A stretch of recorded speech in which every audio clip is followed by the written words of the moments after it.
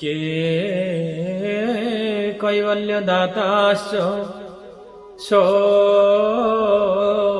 ଶରଣାଗତି ବ୍ରହ୍ମାଣ୍ଡ ନାଥାୟ କେଶବାୟ ନମୋ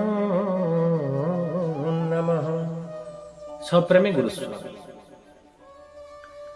ତ ମୋର ଦିନେ ବନ୍ଧୁ, ଜଣେ ମୋର ପରମ ବନ୍ଧୁ ଦିନେ ମତେ ପ୍ରଶ୍ନ କଲେ, ଭାଇ ମୁଁ ଗୋଟେ କଥା ଜାଣିପାରୁନି, ଏ ସଂସାର ଭିତରେ ଆମେ ଲୋକମାନଙ୍କୁ ଏତେ ଭଲ ପାଉଛୁ, ଏତେ ସ୍ନେହ ଶ୍ରଦ୍ଧା ଭଲ ପାଇବା ଦଉଛୁ, କିନ୍ତୁ ଆମେ ସେମାନଙ୍କୁ ଏତେ ମନେ ପକାଉଛୁ, କିନ୍ତୁ ଲୋକମାନେ ଆମକୁ ଭୁଲି ଯାଉଛନ୍ତି। ତ ମୁଁ ତାଙ୍କୁ କହିଲି ଭାଇ, ଆପଣ ଯୋଉ ଭାବୁଛନ୍ତି ଯେ ଆପଣ ସମସ୍ତଙ୍କୁ ମନେ ରଖିଛନ୍ତି, ଆପଣଙ୍କୁ ସମସ୍ତେ ଭୁଲି ଯାଇଛନ୍ତି, ସେ କଥା ହଉଛି ମିଛ। କାହିଁକି ନା ଗୋଟେ ହାତରେ କେବେ ତାଳି ବାଜିବନି। ଗୋଟେ ହାତରେ କେବେ ତାଳି ବାଜିବ? କେବେ ବାଜିବ? ଦୁଇଟା ଯାକ ହାତ ଦରକାର। ଆପଣ ତାଙ୍କୁ ଯେତିକି ମନେ ପକାଉଛନ୍ତି, ସିଏ ମଧ୍ୟ ଆପଣଙ୍କୁ ସେତିକି ମନେ ପକାଉଛନ୍ତି। ସେ ଆପଣଙ୍କୁ ମନେ ପକାଉଛନ୍ତି ବୋଲି ଆପଣ ତାକୁ ମନେ ପକାଉଛନ୍ତି, ନହେଲେ ପକେଇ ପାରିନଥାନ୍ତେ। କାହିଁକି ନା ଶାସ୍ତ୍ର ମଧ୍ୟ ଆମକୁ ଶୁଣେଇଛନ୍ତି, ଯେତେବେଳେ ଭଗବାନ ବାଲକୃଷ୍ଣ, ଭଗବାନ କୃଷ୍ଣ କହ୍ନେୟା ଯେତେବେଳେ ସେ ଗୋପ ଛାଡି ମଥୁରା ପଳେଇଛନ୍ତି, ତ ଗୋପୀମାନେ କହୁଛନ୍ତି, ଆଲୋ ଗୋପୀ, ସତରେ ସେ କହ୍ନେୟା କେତେ ନଟଖଟ ଥିଲା ନା, କେତେ ସେମାନେ ଆମ ସାଥିରେ ଆସି ଯାଉଥିଲା, ହାଟକୁ ଗଲାବେଳେ ଆମ ପାଖରେ ଆସୁଥିଲା, ବସୁଥିଲା, ଆମ ସହିତ ହସଖୁସି ହଉଥିଲା, ଆମେ ଦଉଥିଲେ ମାଖନ ଖାଉଥିଲା, କେତେ ଚୋରି କରି ଆମର ମାଖନ ଖାଇ ଦଉଥିଲା, କେତେ ଓଲଡ଼ା ବଳକ, କେତେ ନଟଖଟ କହ୍ନେୟା। କହ୍ନେୟା କେତେ ନଟଖଟ, ଆଉ କହ୍ନେୟା କେତେ ଦୁଷ୍ଟ ଥିଲା, କେତେ ଲମ୍ପଟ, ଆଉ ସେ ଆମକୁ ଭୁଲିଗଲା। ସେ ଧୋକା ଦିଆ, ଦଗାବାଜ, କେତେ ଗାଳି ଉପଲବ୍ଧି କରନ୍ତି ଯେ ଆମେ ତାକୁ ଏତେ ମନେ ପକାଉଛୁ, ଆମକୁ ଟିକେ ବି କୃଷ୍ଣ ମନେ ପକାଉନି। ସେ କହ୍ନେୟା ଆମକୁ ଟିକେ ମନେ ପକାଉନି, ଆମକୁ ଏତେ ସତରେ ଭୁଲିଗଲା। ସିନା ଗୋପୀମାନଙ୍କ ମନରେ ଭାବନା ଏଇଆ ଥିଲା, କିନ୍ତୁ ମଥୁରା ପଳେଇଥିଲେ ଭଗବାନ ଶ୍ରୀକୃଷ୍ଣ ଯେତେବେଳେ ଉଦ୍ଧବଙ୍କ ସାଥିରେ ସବୁ ବସନ୍ତି, ଗୋପୀମାନଙ୍କ ବିଷୟରେ ଆଲୋଚନା କରନ୍ତି, କହନ୍ତି ସେଥିରେ ଗୋପୀମାନେ ଗୋପୀ ଗୋପୀ ହୁଅନ୍ତି। ତ ଉଦ୍ଧବ କହିଲେ, ଆପଣ ଯିଏ ଅଖିଳ ବ୍ରହ୍ମାଣ୍ଡପତି, ଯିଏ ଅବ୍ୟକ୍ତ ବ୍ରହ୍ମ, ଯିଏ ସୃଷ୍ଟି କି ଚିନ୍ତନ କରୁଛନ୍ତି, ସୃଷ୍ଟି କି ତିଆରି କରନ୍ତି, ଆପଣ ଏଇ ଗୋପୀମାନଙ୍କ ପାଇଁ ଚିନ୍ତନ କରୁଛନ୍ତି? ଆପଣ ଗୋପୀମାନଙ୍କ ପାଇଁ ମନ ଦୁଃଖ କରୁଛନ୍ତି? କଣ ସେ ଗୋପୀ, କଣ ଅଛି ସେମାନେ? ଗୋଟେ ଜୀବ, ଜୀବ ପାଇଁ, ଜୀବାତ୍ମା ପାଇଁ ପରମାତ୍ମା ଏତେ ଛଟପଟ ହଉଛନ୍ତି। ତ ମୋ କହ୍ନେୟା କହିଲେ, ଉଦ୍ଧବ, ସେ ଜୀବାତ୍ମା କହୁନ, ସେ କୌଣସି ସାଧାରଣ ଲୋକ ନୁହନ୍ତି, ସେ ଗୋପୀ, ସେ ଗୋଟେ ମୋର ମାନେ ମୋ ହୃଦୟ ଭିତରେ, ସେ ମୋ ଜଣେ ଅନ୍ତରଙ୍ଗ। ସେମାନେ ଜାଣିଛ ତାଙ୍କ ଭକ୍ତି ବିଷୟରେ, ତମେ ଜାଣିଛ? ତ ଉଦ୍ଧବ କହିଲେ, କିଛି ନା, ମୁଁ ଯିବି ସେମାନଙ୍କୁ ବୁଝେଇ ଦେଇକି ଆସିବି, ସେମାନେ ବୁଝିଯିବେ, ଆପଣ ଟେନସନ ନିଅନ୍ତୁ। କାରଣ ଉଦ୍ଧବ ବି କୌଣସି ସାଧାରଣ ଲୋକ ନଥିଲେ। ଉଦ୍ଧବ କଣ ଥିଲେ? ଉଦ୍ଧବ ହଉଥିଲେ ବହୁତ ବଡ ଜ୍ଞାନୀ, ବହୁତ ବଡ ପଣ୍ଡିତ। ସେ କଣ ଥିଲେ? ଶାସ୍ତ୍ର କହିଲେ, ବୃଷ୍ଣୀନାଂ ପ୍ରବର ମନ୍ତ୍ରୀ କୃଷ୍ଣସ୍ୟ ଦୈତ ସଖା ସାକ୍ଷାତ ବୃହସ୍ପତି ଶିଷ୍ୟ ଉଦ୍ଧବ ବୁଦ୍ଧିସତ୍ତମ। ଯେ ବୃଷ୍ଣୀ ବଂଶର ମନ୍ତ୍ରୀ ଥିଲେ, ବୃଷ୍ଣୀ ନାମ ପ୍ରବର ମନ୍ତ୍ରୀ, ବୃଷି ବଂଶର ମନ୍ତ୍ରୀ ଥିଲେ, କୃଷ୍ଣଙ୍କର ପରମ ସଖା, କୃଷ୍ଣସ୍ୟ ଦୈତ୍ୟ ସଖା, ବୃହସ୍ପତିଙ୍କର ଶିଷ୍ୟ, ମାନେ ବୃହସ୍ପତିଙ୍କର ଶିଷ୍ୟ ଥିଲେ ଉଦ୍ଧବ ବୁଦ୍ଧିସତ୍ତମ। ସେ ବହୁତ ବଡ ବୁଦ୍ଧିମାନ ଥିଲେ, ଜ୍ଞାନୀ ଥିଲେ, ପଣ୍ଡିତ ଥିଲେ, ତାଙ୍କର ବହୁତ ବଡ ସେ ମାନେ ଇଏ ଥିଲେ। କିନ୍ତୁ ସେ ବି ଯାଇ ଗୋପୀମାନଙ୍କ ପାଖରେ ହାରି ଯାଇଥିଲେ। କହିବାର ତାତ୍ପର୍ଯ୍ୟ, ସେ ବି ଆପଣମାନଙ୍କୁ, ଗୋପୀମାନେ ବି କୃଷ୍ଣଙ୍କୁ ମନେ ପକାଉଥିଲେ, ଆଉ କୃଷ୍ଣ ବି ଏଠି ଗୋପୀମାନଙ୍କୁ ମନେ ପକାଉଥିଲେ ବୋଲି ସେ ତାକୁ ମନେ ପକାଉଥିଲେ। ଆଜି ସମାଜରେ ଆମେ ଭାବନ୍ତି ସେ ଆମକୁ ଭୁଲିଗଲା, ଆମେ ତାକୁ କେତେ, ତାର ଆମେ କେତେ ଉପକାର କରିନଥିଲୁ, ତାର ଆମେ ତାକୁ ଆମେ କେତେ ଦେଇନଥିଲୁ, ଆମେ କେତେ ଦେଇନଥିଲୁ, କେତେ ନେଇନଥିଲୁ, କିନ୍ତୁ ସେ ଆମକୁ ଭୁଲିଗଲା। କେବେ ନୁହେଁ। ଯଦି ଆପଣ ତାକୁ ମନେ ପକାଉଛନ୍ତି ନା, ଯଦି ଆପଣ ତା ସ୍ନେହ ସୁଧା ଭଲ ପାଇବାକୁ ମନେ ପକାଉଛନ୍ତି, ସିଏ ମଧ୍ୟ ଆପଣଙ୍କୁ ନିଶ୍ଚିନ୍ତ ମନେ ପକାଉଛନ୍ତି। ମୋ ଠାକୁର କହିନାହାନ୍ତି, ଭୁଲିଗଲୁ ମୋର ସବୁ ଆଦେଶ ଆଜ୍ଞା। ତ ପ୍ରଭୁଙ୍କର ଆଦେଶ ଆଜ୍ଞାକୁ ଆମେ ଭୁଲି ଯାଉଛେ। ପ୍ରଭୁ ଆମକୁ ମନେ ରଖିଛନ୍ତି, କିନ୍ତୁ ଆମେ ପ୍ରଭୁଙ୍କୁ ଭୁଲି ଯାଉଛେ। ତେଣୁ ସବୁବେଳେ ଏଇ ହୃଦୟ ଭିତରେ, ଏଇ ଅନ୍ତର ଭିତରେ ଆପଣ ପ୍ରଭୁଙ୍କୁ ଭୁଲିବେନି। ଯଦି ଆପଣ ପ୍ରଭୁଙ୍କୁ ସଦାସର୍ବଦା ମନେ ପକାଉଛନ୍ତି, ସଦାସର୍ବଦା ଚିନ୍ତନ କରୁଛନ୍ତି, ଯଦି ପ୍ରଭୁଙ୍କର କର୍ମଧାରା ଧର୍ମଧାରା ଆପଣ ଠିକରେ କରୁଛନ୍ତି, ପ୍ରଭୁ ନିଶ୍ଚିନ୍ତ ଆପଣଙ୍କୁ ମନେ ପକେଇବେ। ପ୍ରତ୍ୟେକ ମୁହୂର୍ତ୍ତ, ପ୍ରତ୍ୟେକ କ୍ଷଣ ପ୍ରଭୁ ମଧ୍ୟ ଆପଣଙ୍କୁ ବାହୁ ମିଲାଇ ବସିବେ। ଆରେ ଧନ ମୋ କୋଳକୁ ଆ, ତୋତେ ଆଲିଙ୍ଗନ କରିନେବି। ଆରେ ଧନ ମୋ ପାଖକୁ ଆ, ମୋ କୋଳକୁ ଜାଗା ଦେ। କେମିତି ନା, ବଞ୍ଚିଛି କି ମରିଛି ମୁଁ ଜାଣେ ନା ଧନ, ନ ଦେଖିଲେ କେଶବଙ୍କୁ ଗୋଟିଏ ଦିନ, ନ ଦେଖିଲେ କେଶବଙ୍କୁ ଗୋଟିଏ ଦିନ। ତେଣୁ ପ୍ରଭୁଙ୍କୁ ଯଦି ସବୁବେଳେ ଚିନ୍ତା କରିବେ, ଯଦି ଆମେ ଗୋଟେ ଦିନ ମୋ ପ୍ରଭୁଙ୍କୁ ନ ଦେଖିଲି, ସତରେ ମୋ ଆଖି ଅନ୍ଧ ହେଇଯାଉଛି, ମୋ କାନ ବଧିର ହେଇଯାଉଛି, ପ୍ରଭୁ ମୋ ପାଦ ଆଉ ଆଗକୁ ବଢୁନି। କାହିଁକି ନା ପ୍ରଭୁ ଆପଣ ତ ମୋର ସବୁ କିଛି।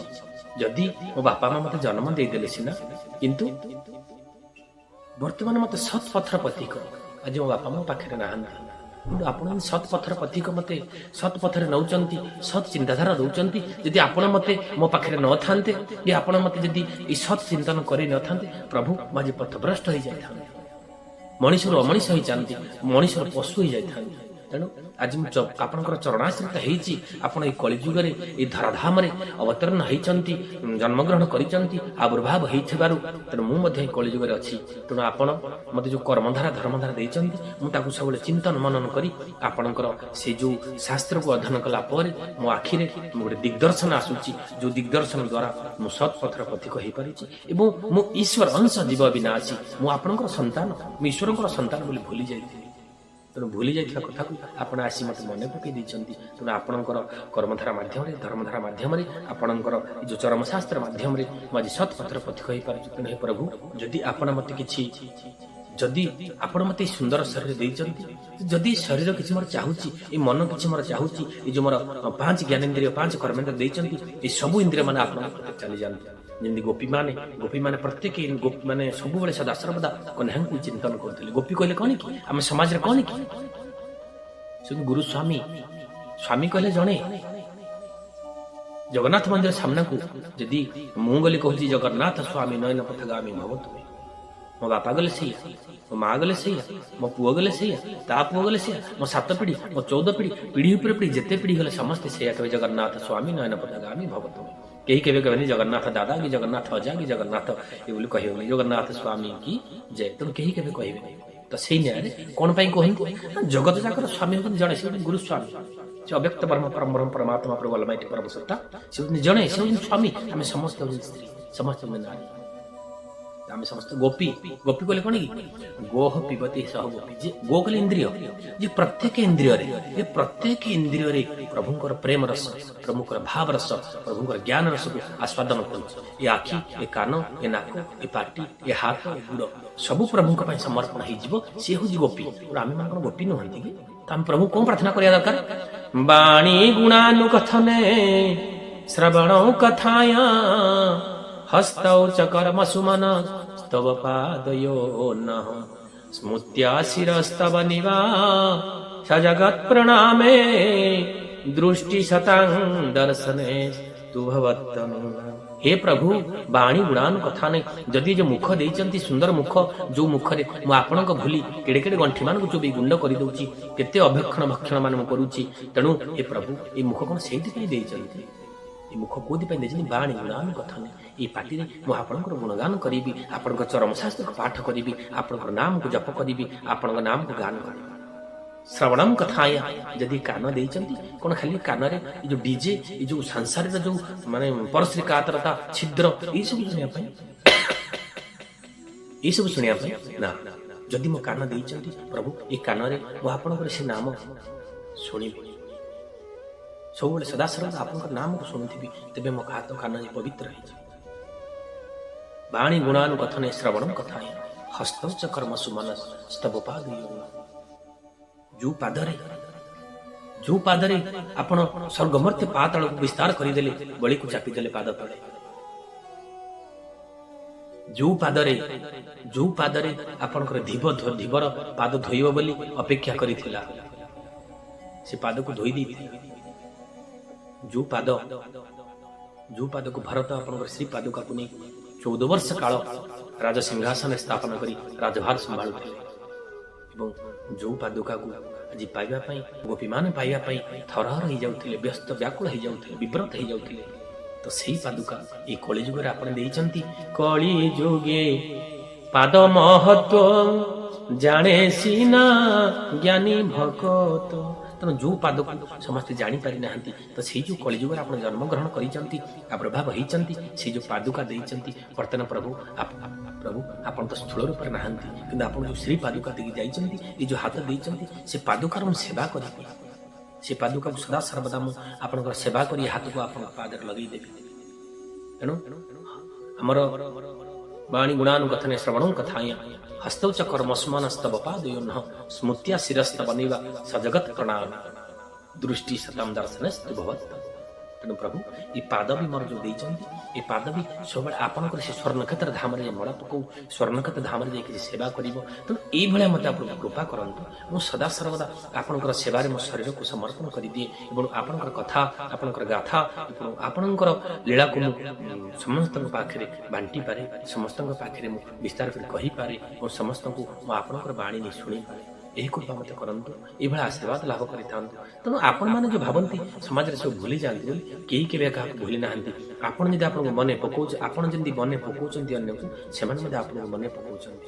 କିନ୍ତୁ ଶୁଣିବା ଦୁନିଆରେ ସବୁଠାରୁ ଶ୍ରେଷ୍ଠ କଥା ହେଲା ଆପଣ ଯେଉଁ ପ୍ରେମ ବନ୍ଧନ, ଯେଉଁ ଭାଇଚାରା ଭିତରେ ପ୍ରେମ ବନ୍ଧନ ଭିତରେ ବାନ୍ଧି ହେଇକି ଅଛନ୍ତି। ତେଣୁ ସଦା ସର୍ବଦା ଅନ୍ୟର ଅନିଷ୍ଟ ଚିନ୍ତା କରି ନିଜ କ୍ଷେତ୍ରରେ ଭଲରେ ରୁହନ୍ତୁନି, ଅନ୍ୟର ଦୁଃଖ ଚିନ୍ତା କରି ନିଜ କ୍ଷେତ୍ରରେ ସୁଖରେ ରୁହନ୍ତୁନି ଓ ଅନ୍ୟର ଅପକାର କରି ନିଜର ଉପକାର ହବ ବୋଲି କେବେ ଚିନ୍ତା କରନ୍ତୁ। ସବୁବେଳେ ଅନ୍ୟ ପାଇଁ ସମର୍ପଣ ହେଇଯାଆନ୍ତୁ। କାହିଁକି ନା କୁହାଯାଇଛି ପରୋପକାରାୟ ବହନ୍ତି ନଦ୍ୟାମ୍, ପରୋପକାରାୟ ଫଳନ୍ତି ବୃକ୍ଷା, ପରୋପକାରାୟ ଦୁଗ୍ଧତି ଗାବୋ, ପରୋପକାରାୟ ମାନବ ଶରୀର। ତ ସମାଜ ପାଇଁ ଆପଣ ନିଜ ପାଇଁ କିଛି କିଛି କରିଛନ୍ତି, ନିଜ ପରିବାର ପାଇଁ କରିଛନ୍ତି, ନିଜ ବନ୍ଧୁବାନ୍ଧବ ପାଇଁ କରିଛନ୍ତି, ଏ ଶରୀରର ଉନ୍ନତି ପାଇଁ, ଏ ଶରୀରର ଭଲମନ୍ଦ ପାଇଁ ସବୁ କରିଛନ୍ତି। କିନ୍ତୁ ସବୁବେଳେ ନିଜକୁ ଅନ୍ୟ ପାଇଁ ସମର୍ପଣ କରିଦିଅନ୍ତୁ, ସମାଜ ପାଇଁ କିଛି କରନ୍ତୁ। ଦେଖିବେ ସାଧୁସନ୍ଥ ପାଇଁ କିଛି କରନ୍ତୁ, ଏଇ ଯେଉଁ ଶରୀର ଅଛି ଅନ୍ୟ ପାଇଁ ସମର୍ପଣ କରିଦିଅନ୍ତୁ। ଦେଖିବେ ବହୁତ ଆନନ୍ଦ ଆସିବ, ବହୁତ ଶାନ୍ତି ଅନୁଭବ ଆପଣ କରିବେ। ସେ ଯେଉଁ ଆନନ୍ଦ ଆପଣ କୌଣସି କେବେ ପାଇପାରିବେ। ତେଣୁ ପ୍ରିୟ ସଜ୍ଜନ, এই যে ବାର୍ତ୍ତା, এই ଯେଉଁ କଥା, ଏ ଯେଉଁ ମୋ ପ୍ରଭୁଙ୍କର କଥା, ଯେ ସବୁବେଳେ ସଦା ସର୍ବଦା ପ୍ରଭୁଙ୍କର ନାମ ଜପ କରନ୍ତୁ। ତୁ ସବୁବେଳେ ମୋତେ ମନେ ରଖିଥା, ମୁଁ ତୋତେ ମନେ ରଖିବି। ମୋ ପ୍ରଭୁ କହିନାହାନ୍ତି ଯେ ତୁ ମୋ ଆଖିରେ ଜଗତକୁ ଦେଖ, ତୋ ଆଖିରେ ନୁହେଁ। ସେଇଭଳିଆ ଆମେ ଯଦି ପ୍ରଭୁଙ୍କୁ ସବୁବେଳେ ସଦା ସର୍ବଦା ଆମର କାମ ଭିତରେ ଆମର କୁହାଯାଏନି କାମ କରତେ ଚଲୋ ନାମ ଜପତେ ଚଲୋ କୃଷ୍ଣ ଗୋବିନ୍ଦ ଗୋପାଲ ଗାତେ ଚଲୋ। ତେଣୁ ଆମେ ଯଦି କାମ କରି ଚାଲିଥିବା, କାମ କରିବା ନାମ ଜପିବା। ଓ ପ୍ରଭୁ କହିଛନ୍ତି ଯେ ତୋର ସବୁ କର୍ମ ଭିତରେ ମୋତେ ଯୋଗ କରିପାରୁଛୁ ତ ଭାଇଆ। ଆମ ଠାକୁର ମଧ୍ୟ କହିଦେଇଛନ୍ତି ଚରମରେ ଯେ ତୁ ପ୍ରତ୍ୟେକ କର୍ମ ଭିତରେ ମୋତେ ଯୋଗ କର। ଯୋଗ ମତଲବ କ'ଣ? ପ୍ରତ୍ୟେକ କର୍ମ ଭିତରେ ପ୍ରଭୁଙ୍କର ନାମକୁ ସ୍ମରଣ କରି ସେ କାମ କରିବା, ସେ କାମ ଆପଣଙ୍କର ସିଦ୍ଧ ହେଇଯିବ। ଆପଣ ଲକ୍ଷ୍ୟସ୍ଥଳରେ ପହଞ୍ଚି ପାରିବେ। ତେଣୁ ଆପଣଙ୍କର ଲକ୍ଷ୍ୟ ଭ୍ରଷ୍ଟ ନ ହୋଇ ଆପଣ ଲକ୍ଷ୍ୟ ଉତ୍ତୀର୍ଣ୍ଣ ହେଇଯିବ, ସକ୍ସେସ୍ ହେଇଯିବ ଆପଣଙ୍କ ଲକ୍ଷ୍ୟସ୍ଥଳ। ତେଣୁ ସବୁବେଳେ ପ୍ରଭୁଙ୍କୁ ସବୁବେଳେ ଯୋଗ କରନ୍ତୁ, ପ୍ରଭୁଙ୍କୁ ମନେ ପକାନ୍ତୁ। ସମାଜରେ ସୃଷ୍ଟି ଆଗରେ, ସମାଜ ଆଗରେ, ସମାଜ ପାଇଁ କିଛି କାମ କରନ୍ତୁ। ସମାଜ ମଧ୍ୟ ଆପଣଙ୍କୁ ବହୁତ ସମ୍ମାନ, ସବୁବେଳେ ଅନ୍ୟକୁ ସମ୍ମାନ ଦିଅନ୍ତୁ, ଆପଣ ମଧ୍ୟ ସମ୍ମାନ ପାଇବେ। ଏମିତି ଚରମରେ ଅନେକ କଥା ମୋ ପ୍ରଭୁ ଲେଖିଛନ୍ତି। ତ ଆଗାମୀ ଦିନରେ ମୋ ପ୍ରଭୁଙ୍କର ଆମେ ସେ ଚରମ ସାଥ ଆଲୋଚନା କରିବା। ତ ଆଜି ପାଇଁ ସପ୍ରେମ ଗୁରୁସ୍ୱାମୀ।